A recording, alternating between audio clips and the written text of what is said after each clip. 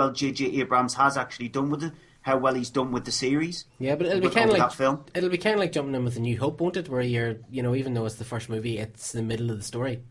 Yeah, should be interesting. Right, okay, this one's quite interesting. That Pixar might be making a Star Wars movie. According to Latino Review, Pixar has been given the chance to create. Of course, Pixar and Disney are part of the one thing now. They've been given the opportunity to create a movie in a galaxy far, far away.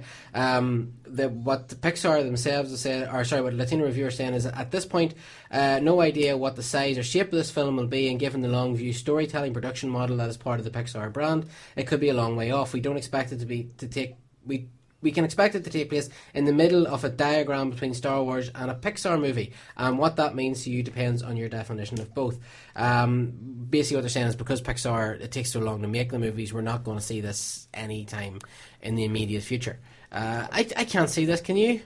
No, because I think the quality of Pixar's films has gone downhill over the last few years, and yes. They need to concentrate on what they do best to try and reinvigorate the company rather than taking on something like Star Wars, because we're going to get a lot of Star Wars stuff over the next few years, and so Pixar just needs to be left alone to try and release something that gets people more interested in the company again, rather than just releasing the droll that they're releasing. Mm-hmm.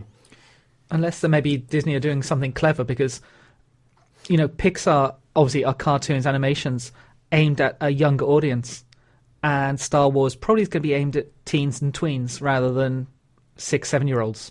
Obviously 6-7-year-olds may go and see it with their parents, but I think it's going to probably be a 12 or a 12A, isn't it?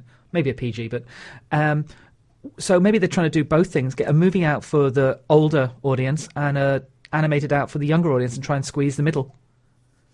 Which Disney are meant to be this fluffy company, but they're not. They're ruthless. Of course they are. That's why they're so successful. Yeah. So as much as I don't know if I'd like it or not, I think it's very clever if they do it. Yeah, it should be. I can't see it happening, but it should definitely be. Almost like a Clone Wars movie, but, animated Star Wars to bring the audience. It depends what they do. Is it going to be canon? Is it going to be fit in between the movies? Is it going to be a standalone with the principal characters again? So many things they could do.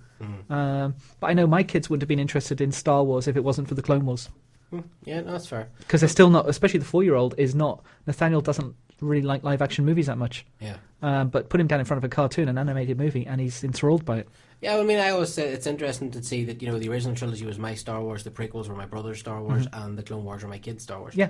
So you can say what you want about George Lucas and everything else, but he's a very clever man. And Disney they've got more people. I know from just what I know about it, Lucas was the driving force. It wasn't like there was 100 people deciding this. It was him. Yeah. Disney have got hundreds of people who are all basically out to make money. Yeah. And quality films if they can. Yeah. But if they can do both, and I just think that is the thing that is missing from the Star Wars franchise at the moment, especially with the end of the comics and Clone Wars and everything else. There's nothing visual for younger kids at the moment. And that is a market that Disney are known to squeeze. Yeah, fair enough. Okay, Stuart, that's pretty much all the Star Wars news. So I wanted to keep you on here because I did want to get your opinion. He knows his stuff. Because, you may not be a huge fan, but at least you know Star Wars. Excuse me, I just said, I know. Okay. Stuart, for anyone that wants to check out yourself and Andy's show, where's the best place to get you? Well, my show, Andy contributes. Oh, wow. I know. You're vicious today. I am sending him a link to this show. MondayMovieShow.co.uk is the website. The show goes out live every Monday at 7:30, and it goes on Following the Nerds practically straight after. All right, Stuart, until next Thursday, sir, it has always been a pleasure, and may the force be with you. Same with you, and I'll have a review for I, Frankenstein next Thursday as well. It's going to be awful, isn't it? Yeah, it's going to be terrible. It really is. It really is. All right, listen, look after yourself, and we will talk to you very, very soon. Catch you next week. Adieu. Bye-bye. Bye.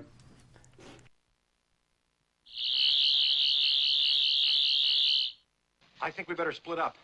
Good idea. Yeah, we can do more damage that way. Following the Nerd, bringing you all the latest news, reviews, and stories from the world of nerd on a daily, hourly, minutely basis. That's why we deserve a Shorty Award, but only you have the power to make that happen. So why not go to www.shortyawards.com and vote for us? Go on, you know you want to. Hello, this is George Takei, and this is Following the Nerd. Live long and prosper.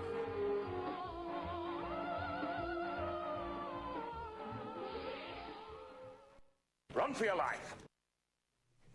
And we're back. Run for your life. Nice to meet you, Rose. Run for your life. Right, okay. Yes, so we're back. Thank you very much to Stuart from the One Movie Show, who could talk Star Wars. And to Andy, who was slagged off repeatedly, poor thing. A lot of slagging Yeah. off. But one of the links that we just heard between the music and us was about the Shorty Awards. Yes. Here's where we're going to do some self-aggrandization. Ooh. And I like that word. Do you know what? I write for a living. Do you know what? I've made £10 this month already. Crazy. The royalties are flying in. Oh my. I'm going to retire any decade now. That explains the Armani suit you're rocking right now. Hey, I thought it was the Miyagi suit you called it last week. Miyagi suit, yeah. But yes, hey, don't digress. We're important here. We don't normally do this. We normally get people on and shill their work and talk about how brilliant they are. But, we're pretty good ourselves. So, the Shorty Awards. It's, multi-platform awards for broadcasting, media, comics, TV, everything really, isn't it? Yeah, I mean, it's basically like a big social media award. Yeah, it is. That's the best thing. It's social media based. Yeah. You get nominated. We've been nominated. We can always say we've been shortlisted, but we'd like to win a Shorty Award. This thing about this the taking part. No, it's the winning. Yes, it's the crushing. It's the of one's crushing. opponents. Walking on their bones. Yes. We know that on a good week, we can have 90,000 people on Facebook, on the show, on Twitter, all combined. That's a lot of people. On a bad week, we still have, 20, 30,000 people hitting Facebook and the combined media and radio show. What we're going to ask for is your help. Now, we need the charity music playing in the background. Do, do, do, do. But if even only 10% of you decimated us, because that's, the technical term, went to the Shorty Awards, which is www.shorty.com. /nerd following. Yep, little slash nerd following, or just search for nerd following, and voted for us, we'd be a shoo-in. So, what we're going to ask is, do it please. Go to www.shorty.com/nerd following and vote for us. All you have to do is tweet why you think we're brilliant. Just say because we paid you to. That would be fine. I'm sure it still counts. Yeah, I mean, it literally takes a second. It takes a second. If you're on Twitter, it's easy. If you're not on Twitter, it's nearly as easy. And we know that there's, 2,000 followers on Twitter. Mm-hmm. If all of you voted, that would be excellent. If half of you voted, it would still be pretty damn good.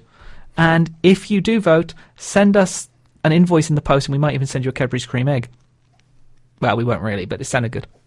But yeah, vote for us. It'll be fun. Yes. And if not, look, we just heard that Mercedes got a dagger with her name engraved on it. We don't have one of those. We should have one.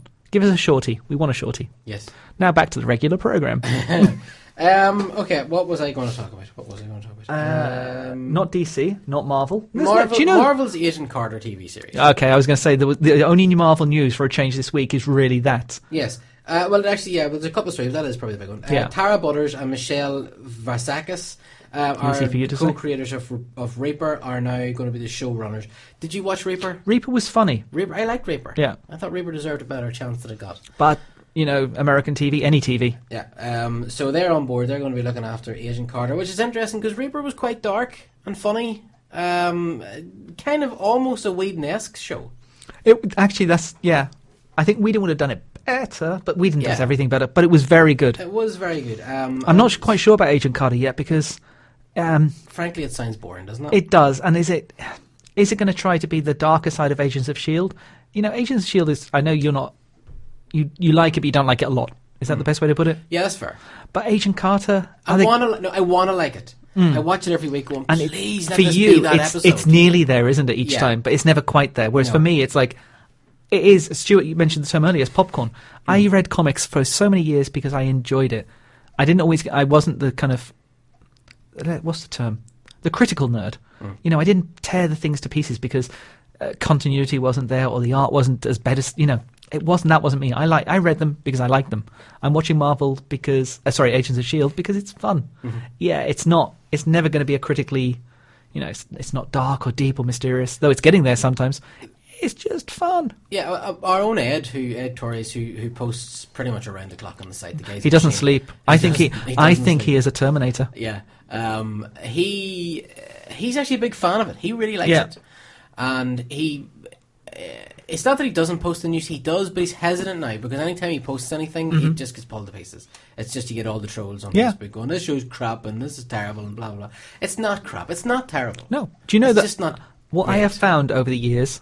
More people, the majority of people who post are negative. The people who like it or don't want to get involved, they outnumber the trolls billions to one. It's the old unfortunate. adage about if you go to a restaurant and you have a bad experience, you're going to tell everybody about it. If you go to a restaurant and you have a good experience, you're probably not going to tell anybody. Because you want to go, oh, do you know what happened? It was really bad. And that's, but I still believe that one episode is coming. And when you think it's coming soon. Once the Lady Sif storyline comes in, I think you're going to get hooked. That was our next story. Jamie, sorry. No, you're okay. That's good lead-in. Hey, Jamie I'm good Alexander, at this. who played Lady Sif. Oh, Lady Sif. Bit of a Freudian slip there. In the Thor movies, is going to be appearing in S.H.I.E.L.D. And are we allowed to do speculation that may or may not be spoilers? By all means. Sky is related to her. You think? She's got powers. They've already said she's got powers. She's an Asgardian anyway, of some form. Half Asgardian. Was this in the last episode? Because I haven't seen the last episode. Oops. All right, fair enough. Sorry. Which is actually, I've heard, a very good episode, so I'm hoping that this is the episode. Brilliant. Yeah, so I'm hoping this is the episode. So yeah, she's going to appear. Not a lot of Marvel news this week. I know, because for the last few weeks it's been Marvel, Marvel, Marvel, Marvel. Did you watch Did you watch Hannibal Series 1? No. Okay, you need to watch Hannibal. But that's not Marvel. No. I just You segued out of Marvel. Mark Ruffalo wants to see what Eco-Hulk. You got to help me here. What is Eco-Hulk? Well, like a campaigning green planetarian Hulk. But Tree can you get any Down green? with us Can you get more green than the Hulk? Yeah, but what is Eco-Hulk? What is this? Well, I think it would be Swamp Thing. Yes. Okay. I think the way that he's talking, he wants to see, rather than Hulk fighting and rampage. Well, not just, he will still find a rampage, like going against the devastation to the planet, toxicity, things like that. Okay. Which kind of makes sense because Banner itself obviously was a scientist trying to improve humanity. See, I thought Eco-Hulk was like, you have Grey Hulk and you have different... Now, you see, if they made a movie about Grey Hulk, that would be awesome. Yeah, well, see, because I thought Eco-Hulk actually was a character. No, I think what he's talking about, and there isn't much, it's just a quick snippet he did. I think he just wants Hulk to be, rather than just the big smash, we've got an army, we've got a Hulk, to have something more, that he's out to save the planet. Mm. Which could be interesting, but... Yeah, it's a little too... People know the Hulk from rampaging and smashing. He's much more fun when he's wrecking stuff. Speaking of Mark Ruffalo, he's been talking about Avengers Age of Ultron, and he said, regarding the script, he has said that I would say it's a lot better and cooler than the last one. It's more awesomer. It's a little bit darker, but also really it has that Joss Whedon's incredible witty and sly sense of humour. Regarding Banner and the Hulk, he says we have a lot of great stuff in this one. And he was great in the first one. If this is better... so good. Yeah. He was so good. He actually, if it wasn't for the Avengers and his portrayal, Hulk would be dead in the water. Yeah. Because, I mean... We love that. We know that both of us liked the last two movies, but Marvel and the fans didn't really. But Avengers sold it. Yeah. Yeah. I mean, it annoyed me. It did irk me that he was played by a different actor and everything else. But they should have given Banner a chance. But I think that's why they didn't. When you're playing a character called Banner and you're called Banner, it's not good. Yeah, fair enough. But I love Ang Lee's Hulk. The CGI was too much in places. The CGI in Avengers looked good. The CGI in Ang Lee's was a little... This is going to sound weird. A little bit too comic booky. Yeah, okay. Especially, the way he kind of kept increasing in size. Yeah, and the way he framed everything, the comic book panels. Yeah, I liked it, but again, we said this before. Take both movies, splice them together, you've got a perfect Hulk movie. Right, Constantine. Oh, yes. Are you a fan of Constantine? Oh, yes. Right, there is a Constantine TV series. There is indeed. It has been greenlit for a pilot episode. Last week was announced that NBC has officially ordered a pilot for Constantine based on the DC Comics Vertigo character. Though we know the script for the series has been written by David S. Goyer and Daniel Cerrone, who wrote The Mentalist, it is still unclear exactly what the tone of the series will be. Now, in an interview with IGN, NBC chairman Robert Greenblatt has spoken about what to expect from the show's tone. He said, "I see this right out of the stables. Concerned. Okay. I don't know the DC comic well. But who is he? I know. No, but that's seriously, who is he? He's the chairman of NBC. He's got no say in it. Well, he has, if he doesn't like it, doesn't rate well, but people like that don't get involved in the day-to-day running of it. Yeah. What he's got, his team have sold him on the fact to put the money in. But it is annoying. Do you know all he has to do? Go down the road to the local comic store and pick up a damn comic. I know what, even better? Lie. I'm a big fan of I love it. I love it when actors do that. I love the Marvel, who did that? Someone slipped up when they were talking about a DC one. I love the Marvel universe. It's like, yeah, it's DC. Yeah. But anyway, so he said, there's dark stuff, there's interesting stuff, it's got some witty banter, it's a fun tone, although the supernatural stuff is pretty scary. When asked about the possibility of Constantine crossing over with other DC comic-based series, Arrow, the upcoming Flash, and maybe the upcoming Gotham, Greenblatt replied, cross-network is really hard.